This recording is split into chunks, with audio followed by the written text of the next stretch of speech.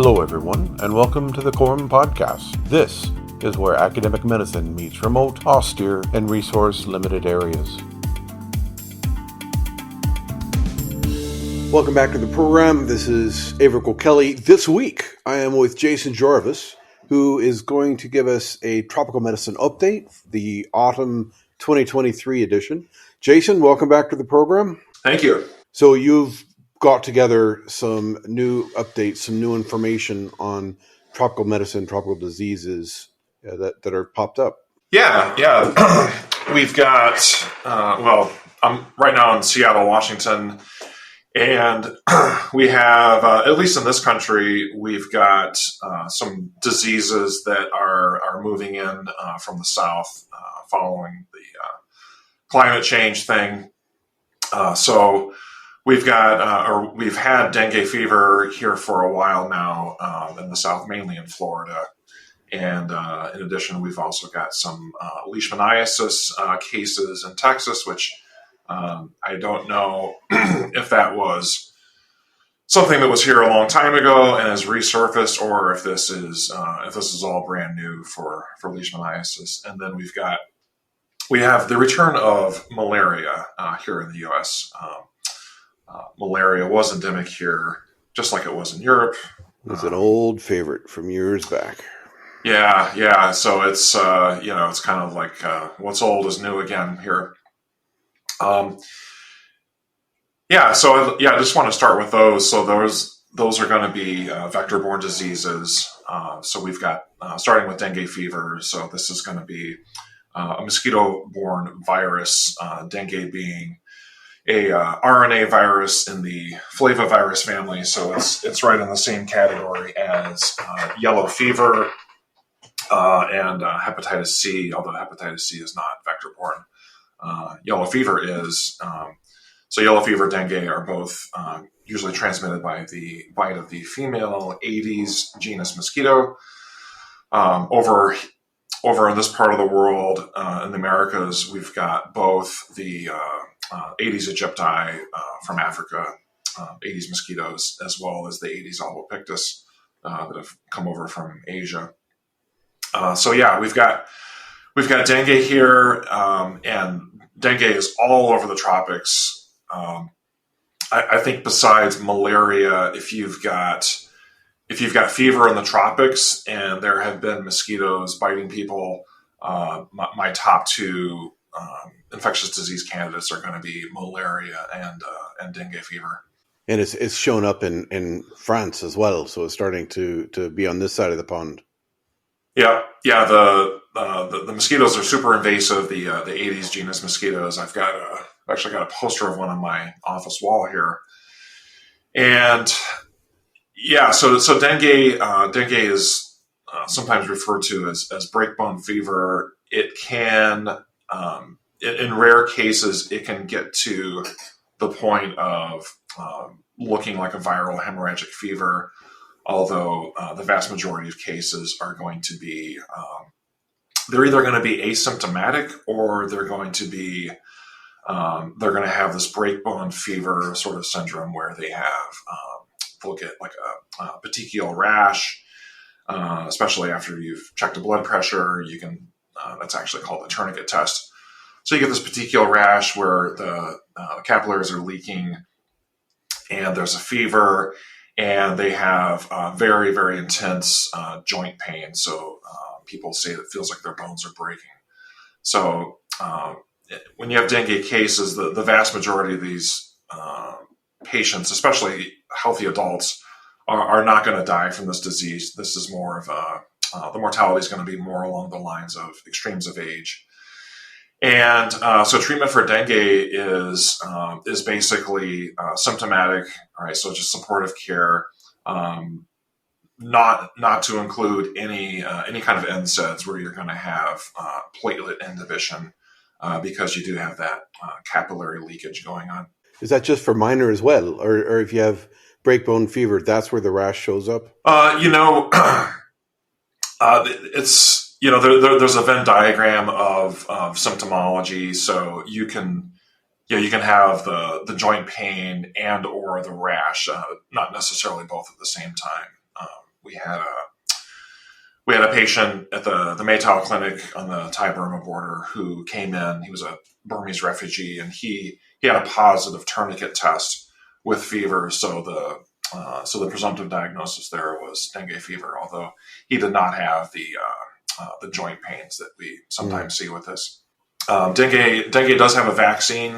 There's a vaccine out now, and it is oddly enough, this is the only vaccine I know of that has this property where if you are dengue virus naive, as in you've never had it before, getting the vaccine is going to cause it's going to cause a severe reaction in that person. So they don't recommend it for someone like myself who hasn't had dengue fever, but I'm traveling to Africa or South America or Asia in the tropics where this is pretty common. They would not recommend I get this vaccine. So you have to go out and get dengue first, and then you can get the vaccine. Right. Yeah. But if I was someone who grew up in Cambodia and had dengue fever, then I would be a candidate for that vaccine. And there's an RDT for it as well, isn't there? Yes, there is an RDT. Most certainly. So, yeah, if like I said, if you're in the tropics, people are being bitten by mosquitoes. Fever ensues, and anyone I'm looking at malaria and dengue as my top two candidates for the cause there. So we should always have malaria testing capability in the tropics, and I would argue dengue as well. That's one of the if I had to pick a top 5 RDTs to bring into the tropics, dengue is definitely on that list. Well, now not just the tropics. You need these RDTs if you're working in Europe. Yep. Yeah. If you're in a dengue endemic area, and I'm sure dengue is not all over Europe yet, but if you're working in an area where there are cases, then it would be prudent to have that RDT, especially if getting to healthcare is going to be problematic because of the terrain or transportation or whatnot. So, what as a medic, what is the main thing that they need to look for? Is it just going to be fever in the tropics or in France, or what was going to clue you in to think dengue? Well, so we're looking at the case as far as where are we in the world? What is endemic where we are, or where that patient has been in the last week or two, because you do have what's the word I'm looking for? You have an incubation period, so you don't just instantly have dengue fever following the mosquito bite. So the virus does need to get into the cells. It actually, like many of these infectious diseases that we see in the tropics, the viruses go for the immune cells. So dengue fever goes after the dendritic cells of the immune system as their initial target. So yeah, I'm looking at where are we, or where has the patient been? Are we in an endemic area? So if we have a fever in a patient and they've had a dengue exposure, then dengue is on the list. And then we'll get more and more granular with our vital signs, subjective history, physical findings, and so forth. So then we say, okay, history of mosquito bites. Okay, that's going to narrow things down a bit. Although it's entirely possible to be bitten by lots of mosquitoes in Africa and then find out the person just has influenza. So the mosquito bites can be a red herring, or it's actually something that's something that the case is going to reveal as the cause. So endemic area, mosquito bites, fever. Right, we're starting to look at mosquito-borne diseases. At this point, we should have already run a malaria test. Malaria test comes back negative, and that could be an RDT or microscopy. The other thing I would look at in my patient is try to suss out, if you can, are they experiencing mosquito bites at night, or are they being bit in the hours of daylight? So the Aedes genus mosquitoes typically bite in the daytime. So that's another clue that we can use to narrow down what we're doing here. So going forward, we've got all those different things. We've got a negative malaria test. We we're asking the patient about their, symptoms. So if they say anything like it feels like my bones are breaking or I've got excruciating joint pain, for me that's pretty much at this point this is pathognomonic for dengue fever, and that would become my working diagnosis. And then the other thing that I can do here is I can perform a tourniquet test. So we're just going to put a blood pressure cuff on the arm or leg. Blood pressure cuff goes on, and we inflate to somewhere between diastolic and systolic pressure. So, for most people, that would be 100 millimeters of mercury. It's going to put you right in between your diastolic and systolic, and we'll leave that on for a couple minutes. And then we're looking for the formation of petechiae. So we're looking for a rash that has the appearance of burst capillaries under the skin. So that's another thing that's going to be pretty much pathognomonic once we have all these other sort of indicators as far as the mosquito bites and the endemic area and so forth. So that's 100% successful test? Not necessarily, and you can have so the tourniquet test. It's just telling you that you have either you're having capillary fragility or there is thrombocytopenia. You have a low platelet count. So it's not going to point you towards one thing like dengue fever, but it's just another clue. I like the daytime biting. How I remember that is there's a D in dengue and there's a D in daytime. So that's when you're looking for dengue bites in the daytime and the malaria at night. Yeah. So with dengue fever, again, the treatment's going to be supportive. There's no therapy per se that's going to help. We don't have an antiviral drug or anything that I'm aware of. It's going to be supportive care. So it's going to be paracetamol, analgesia. Whatever you want to bring that up to comfort that person. Hydration, and if it does turn into dengue hemorrhagic fever, as far as a full-blown manifestation, you're going to need to also look at treating shock potentially if you're getting a lot of that blood plasma third spacing. And this is really important for people to begin to understand and learn, because we're seeing it in the States and we're seeing it here in Europe as well. Yes, and like I said, this is a disease that spreads really easily. It is only vector borne, so you have to have a mosquito bite to get this. There was kind of a famous case of this in World War II, where the Japanese Empire at the time had gone into the Philippines, and then they were moving supplies. They were shipping things back from the Philippines to Japan.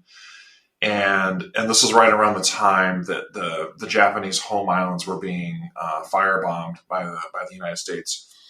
So the Japanese, in order to mitigate the firebombing effect, they started constructing these water cisterns in the cities where they could do the bucket brigade to put out fires caused by the American bombers. So now they've got all this open water. Fresh open water sitting around all over the islands, and the shipping containers from the Philippines were coming back with Aedes mosquitoes.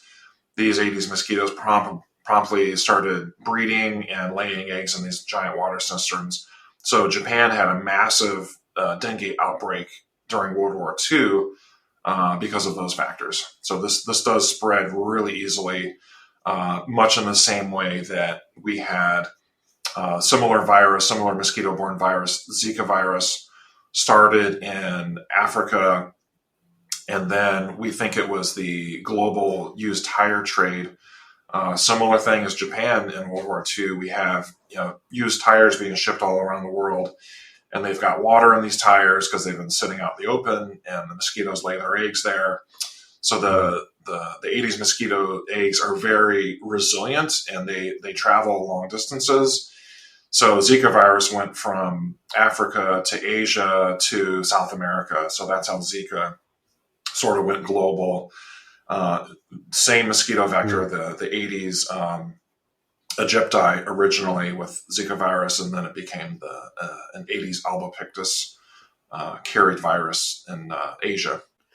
And no matter how a tire lays on the ground, there's going to be some part of it that can hold water. So there's no way to end that unless you get rid of them somehow, or fill them with some sort of chemical that's going to reduce the egg laying capabilities. Yeah, exactly. You could put larvicide in all the tires, and that's like, okay, that's a nice theory, but who's going to go out there and do this to piles of thousands of tires and not miss any of them? So I think in practice that's probably not going to work.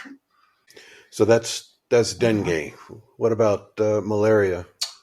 So malaria, so you always hear about malaria sort of popping up in odd places where, it'll pop up in London or, Alaska or Norway or somewhere like that where, okay, we don't normally have malaria in that part of the world, although we used to.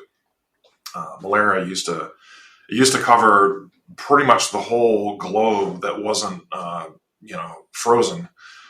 So malaria has greatly receded over the years, mainly due to public health efforts in controlling the Anopheles mosquito vector.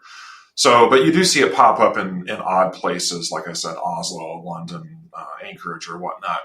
And 99% of the time when you see those, that's a case of what we call airport malaria, where this plane that lands in Anchorage left Guam or something like that, and a mosquito got on the plane and it had malaria, and the mosquito got off in Anchorage and then bit someone, and then that person suddenly has malaria in a place that there isn't usually malaria. So those cases are either that, which is called airport malaria, or in higher likelihood you have a traveler. So the person from Alaska went to Guam on a vacation or something, picked up the malaria parasite, and then when they got back to Alaska, there had been enough of an incubation time where suddenly this person comes up positive on a malaria test, if they knew to look for that, which unless you've got a savvy infectious disease doc or someone like that there, they might not even consider that unless they know the travel history. But anyway, so we've got, in France and the United States now, we have malaria cases where, my first reaction was, okay, those are probably airport cases or travel cases. And it's looking like these are endemic cases. So the mosquito vector, the Anopheles mosquitoes have moved, they're migrating more north than their typical habitat here in Central America and Mexico, and then in France coming up from Northern Africa, most likely. It's very important when we're seeing a patient, we're asking about that travel history, and this is something I bring up in all the courses that I teach, where when we're getting we're doing that first pass on our subjective history. We typically use the sample mnemonic, right, which is your signs and symptoms, allergies, medications, past pertinent medical history, last ins and outs. So that's food, drink, and going to the toilet. Events leading up, which is essentially asking what were you doing when this started. And so I teach that, and then I also teach people, hey, put an R on the end of sample, make it a sampler history, so that we're asking about recent travel. Because if we don't know about that recent travel, they could have something that it would have never dawned on us to ask about that, unless we find out, oh, you were in a different part of the world where you maybe picked up a pathogen and brought it back here, and now you're sick from that. So we should probably check for those things too. And now that's part of the curriculum in the college, including the field guide. There's always the R in sampler. So the thing with malaria, it's a very similar, it's a similar disease to malaria as far as clinical presentation, but the organisms are quite different. Malaria is a parasite, so it's a eukaryotic organism that is technically, and you can consider it an animal. So it's in the animal kingdom. It's not a bacteria or something along those lines. So it's a parasite, and it's vectored by the Anopheles mosquito, which is a typically an evening, nighttime, dawn biting mosquito. So that goes back to your history. When were you getting mosquito bites? Were they in the daytime? Were they at night while you were sleeping, or when you went out to dinner at an open air restaurant wearing flip flops? And got some mosquito bites on your ankles. So we want to certainly get that history as well. So for the medic that is going to see more and more falciparum in the States and Europe, what big red flags do they need to learn? What's the take-home message that they need to add to their clinical practice? Yeah. So again, if you're in that endemic area, and you can go to WHO and look at the endemic areas of various diseases. CDC has that as well. So if you're going to that location and someone comes up with in the case of malaria now, it's going to be flu-like symptoms. They've got a fever in all likelihood. Shaking chills is a very common thing. So you get these what they call rigors, where you're so cold you're actually shaking, and then that's kind of interspliced with a fever. So you get this back and forth fever and chills. That's the That's the typical malaria presentation, but they pretty much always will always have a fever. That's probably 100% of the time. They're going to have a fever. It may be cyclical. So with Plasmodium falciparum, you've got either, depending on how the replication cycles are going, you can have a daily fever spike, or you can have an every other day fever spike. So look for those fever spikes, right? They're most likely not going to have just a constant fever, like you would usually have with like an influenza or something like that. Is that a daily or every other day or third day? What kind of fever spike? Yeah. So if you have one population of parasites and they all left the liver at the same time and invaded the red blood cells, and then they take a few days to go through the red blood cell cycle before they burst the red blood cells. So the red blood cell bursting is where you get those fever spikes. So if there's a single population of parasites that have left the liver, then you will probably have a fever spike on day one. So your first day you had a fever spike, and then day 3 you have a fever spike, and then day 5 and so forth. So it's every other day if it's just a single population of parasites.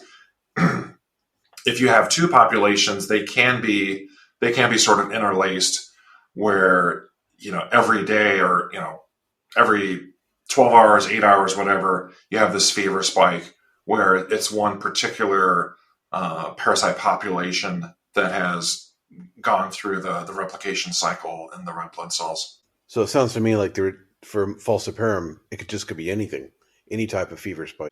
Yeah, and the fever spiking is the thing to really key in on, because a lot of things will just give you a constant fever, sort of like the flu.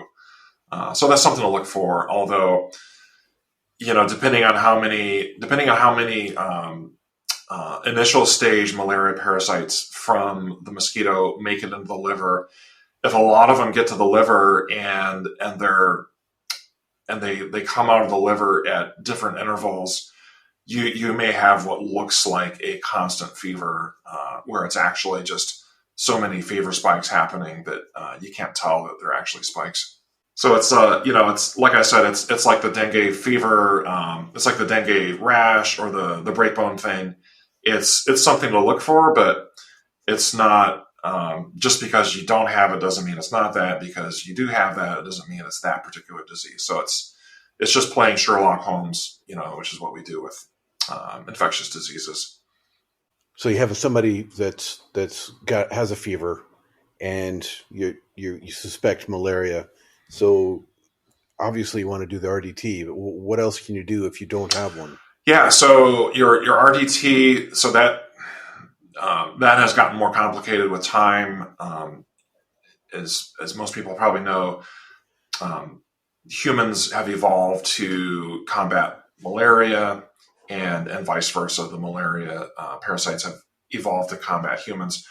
So what's happened in recent years is we had a single type of malaria RDT which looked for this protein called HRP2. So that's histidine rich protein 2, which is something that the parasite sheds. And so if you think about evolutionary pressure, if we have someone with flu-like symptoms, travel in the tropics, fever, we run them with an RDT, and they come up hot for malaria. We treat them. Well, then that's a evolutionary dead end for that parasite. But if we have mutant strains of that same malaria species that are not they're not releasing the HRP2, then they don't get screened out and they're allowed to continue propagating. So this is sort of like antimicrobial resistance, but we can apply that principle to RDTs in this case. So it's quite common now in many different parts of the world to have malaria infections where the HRP2, the traditional malaria RDTs, will not pick up that parasite. So the test will come up negative when in fact the person does have malaria. So as an alternative to the HRP2 RDTs, there's a different type called it's looking for PLDH. So that's your parasite lactate dehydrogenase. I think I got that right. So again, check with WHO, check with the CDC, and see if the region that you're deploying to or traveling to, is this a place where the HRP2 RDTs are not going to pick up malaria potentially?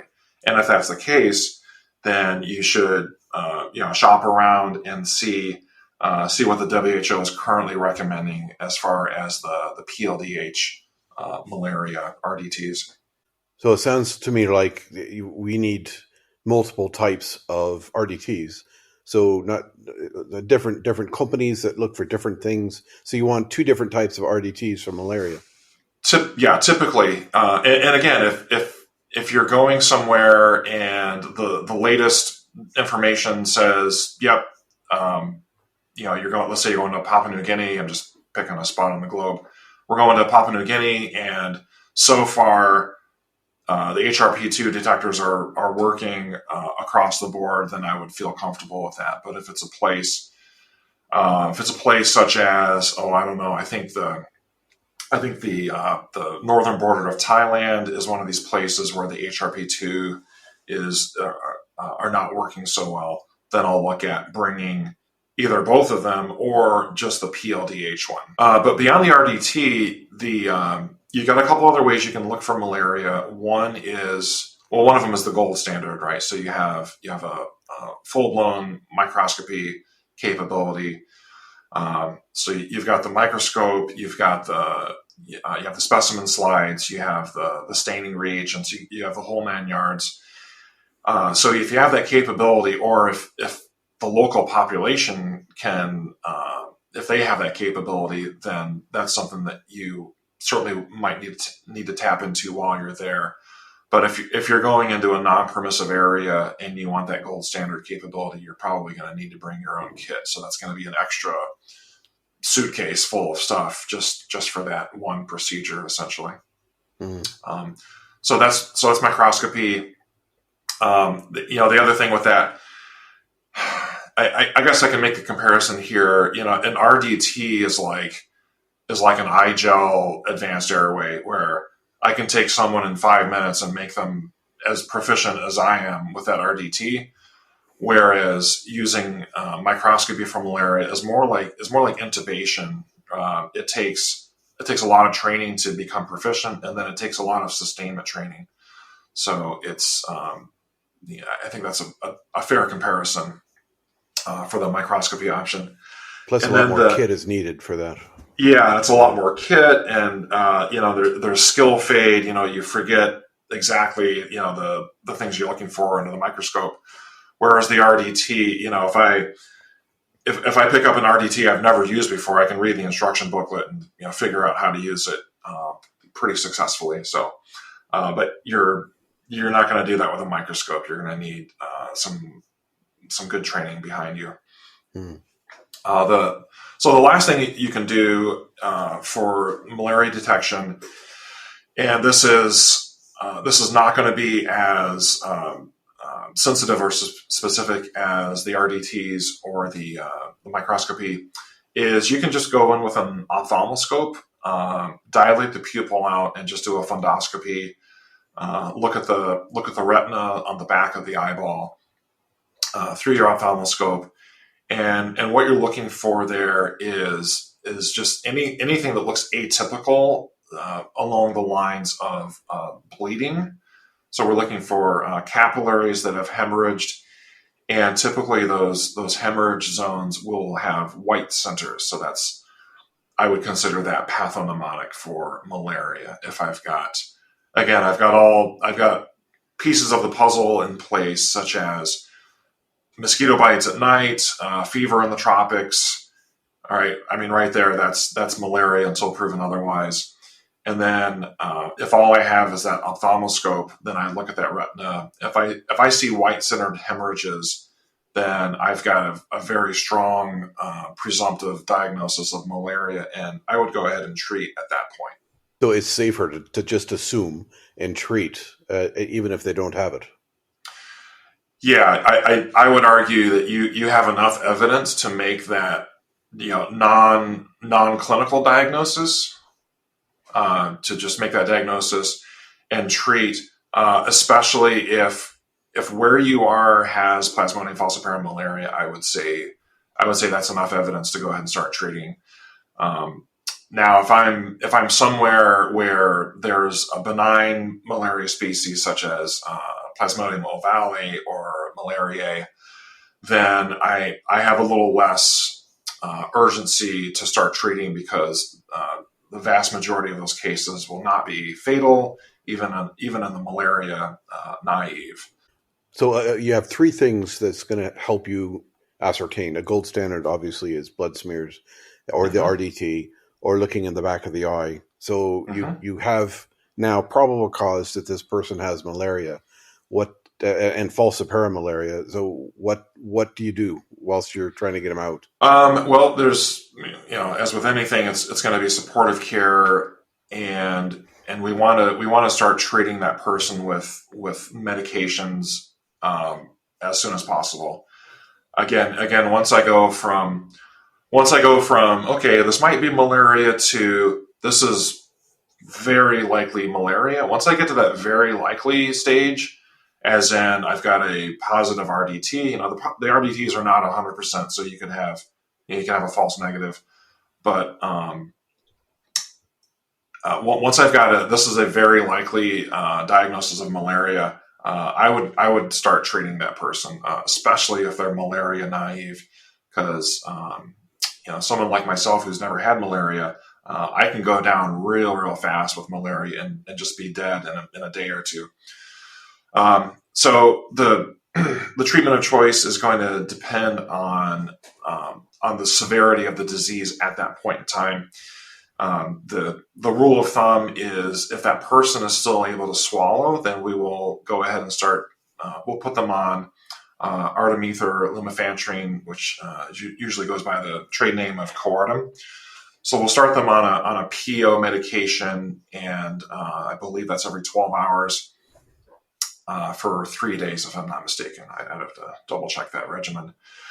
If the person is unable to swallow, as in they have their level of consciousness has decreased, they're obtunded, etc., then the treatment of choice is going to be artesunate IV. So we get vascular access, and we begin giving artesunate as soon as possible. to start killing off those parasites and reverse the red blood cell destruction and all the other effects that we have with severe malaria. So looking at their ability to swallow is pretty important, isn't it? So Mm-hmm. if they can't swallow, would you classify that as severe malaria? Yep. So it completely changes your regimen. Yeah, exactly. And there's also the practical side of that is, well, if they can't swallow, then you're only left with a parenteral option. So yeah, the level of consciousness figures in very much into the diagnosis of benign or severe malaria. Um, the person with severe malaria isn't always obtunded, although they often are. They can also have, they can also be anemic. They can be hypoglycemic. They can be acidemic. So those are some other things that we look for with severe malaria manifestations. And would you treat those as well as a normal paramedic to get their acid base back to normal, to get their blood glucose up to normal? Yeah, I would look at it. I would look at it as almost like we do in ACLS, right? So when we're doing advanced cardiac life support, if I've got a patient with a really fast heart or a very, very slow heart, I'm looking at, okay, they have a pulse, and is this person physiologically stable or unstable, right? So a person with malaria that's just having flu-like symptoms probably is stable, right? If you check their blood pressure is okay, their mental status is fine. They just have flu-like symptoms, and they're able to swallow. So I would kind of look at it like that, right? So whereas whereas if I've got a patient with malaria and they're already just because of the metabolism of the parasite, they've got a massive parasite load where they're becoming anemic, they're becoming hypoglycemic, and their blood pH is falling, so they're becoming acidemic. Even if they're not obtunded at that point, I would still consider that severe malaria. We're having some things happening there that I would consider that person unstable as a patient. So they're kind of going towards that direction anyway. You might as well Yeah, jump on yeah, the yeah. Nip options it in to the bud. treat. Yeah, nip that Yeah. thing in the bud. So Yeah. you're giving either PO drugs or IV drugs, Mm-hmm. and you're arranging for medevac. What else could you be doing? That's really it. It's the anti-malarial drug, and then everything else is supportive care. It's if you treating the fever with paracetamol or acetaminophen, treating the fever, keeping their blood sugar up, and then whatever nursing care is appropriate. If they're obtunded, we want to make sure that they're not building bed sores and they're not wetting the bed and all that kind of stuff. So far, these local transmissions that we have in France and you have in the States, they haven't reached the severe malaria yet. They're being caught and treated quick enough, but it's only a matter of time, isn't it, before we are going to see severe malaria? Yeah, that's the advantage of living in those countries is you have a very robust healthcare system. Where that might not be the case in France and the U.S. is let's say I'm in France hiking the Pyrenees, and it's going to take us a couple days to get out of there without a helicopter. It's going to take us a couple days to get out of there. So if you catch malaria on a hike, for example, in the backcountry, it's entirely possible you're going to be in there long enough with your flu-like symptoms where the disease progresses into a severe state. It's really important for medics to be keen to look for signs and symptoms of malaria, of fever of unknown Yep. origin. In the last 150 years, we've kind of relaxed with these tropical diseases, but they're coming back. They're definitely going to be seen more and more. Yeah. Well, they say the only constant is change. So whatever is endemic this year, that's going to be different the next year. Whether the Earth gets warmer or colder, this stuff just keeps on changing, and and it's not just the temperature; it's things like, again, it's like healthcare systems, right? You and I have both seen this in places like Tanzania and Thailand, where because of the improved quality of the healthcare system, they're doing a great job in those countries, really stamping out malaria. So we've both seen that. And at the same time, you can have, I'll just pick an example here, a place like South Sudan where, okay, they had a decent healthcare system, but because of civil unrest and warfare, et cetera, because of the breakdown of the healthcare system and everything else, you see a resurgence of those diseases, even in the absence of climate change. So we're seeing dengue, we're seeing falciparum. You mentioned Leishmaniasis, and also there's human schistosomiasis now in Europe. Do you want to talk about Lesh a bit, and then we'll talk about Schisto? Actually, I just want to touch on one thing before we go to those. Since we talk about malaria, I figured we just mention the malaria vaccines. We just as of, I think within the last month now, I believe it was in October, we did have our second malaria vaccine approved by WHO for human use. The vaccine's called R21.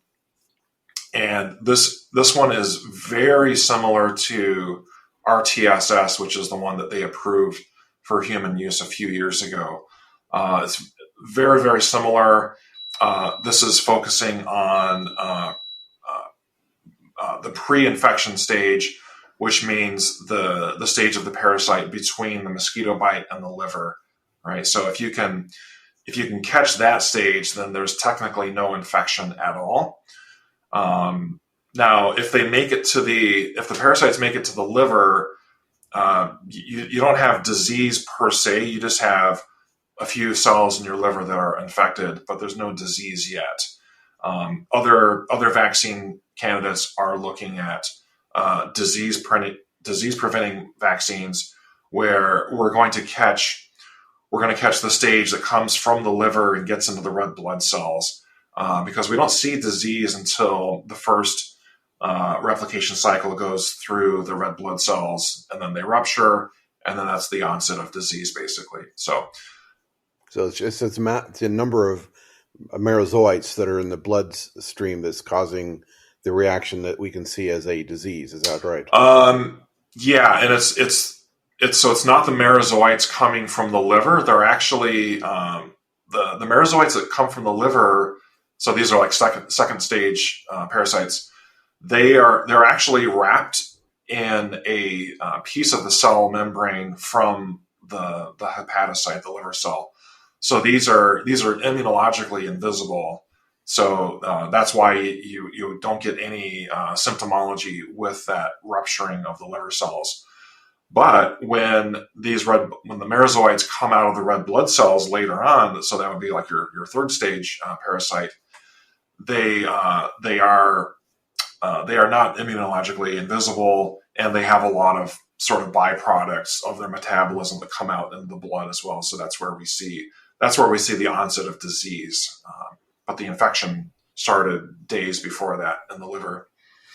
So yes, we've had the RTSS for a few years now. That's been used in various parts of sub-Saharan Africa for very small children, who are the main. That's the main cohort of people who are dying from malaria. It's like 95% or so of all of our malaria deaths are in very small children, and the vast majority of those are in sub-Saharan Africa. So so R21 was just approved within the last month, and the current vaccine efficacy, I've done a fair bit of research on this. So the peak vaccine efficacy, I'm just going to read this verbatim. Peak vaccine efficacy at 6 months in the included research article was 77%. So 77% is quite high for a malaria vaccine, given that what we've been using currently is the RTSS, which has an efficacy rate. The maximum rate I've seen for that is in the 30s. So this is more than twice as efficacious as the RTSS vaccine. So I'm very excited about this. So this is going to replace the other vaccine, or are they both now being distributed? I would predict that this will eventually replace RTSS. There will be a lag period where the production of R21 needs to get ramped up, and I think right now, I think I read somewhere that they're trying to get 100 million doses of this out in the next year. So that's not going to be enough to cover all the kids. So we'll see this bleed over period where we have both vaccines being given, and I would predict within a few years we'll only see R21 in use and not the RTSS. No doubt, with twice the success rate. Yeah, and again, this is it's targeting pretty much the same thing as the RTSS. The RTSS was targeting this protein that is on the, you only find this on the initial stage of the parasite going into the human body from the mosquito bite to the liver. That stage is called the sporozoite. And the protein that they're targeting with the R21 and the RTSS vaccines is the CSP, which is the circumsporozoite protein. You obviously have a master's degree in this, mate. That's pretty in-depth. Well, I'm close. I'm still awaiting final marks. Yeah, now that we have two vaccines, we're going to see a severe drop in malaria cases for pediatric patients. This is brilliant. Yeah, it is, and I'm also excited. So we should all give thanks to the researchers and manufacturers of this vaccine, and I will also be thankful when I am able to travel to a place like Nigeria, where there's a very high prevalence of malaria, and get a vaccine before I go there. That has not been recommended yet, but I could certainly see. For example, organizations such as NATO or the U.S. military deciding that, we've got a couple studies on adult usage of R21. That's enough information for us. That's enough evidence where we're going to go ahead and have an emergency use authorization where perhaps military personnel can receive the vaccine.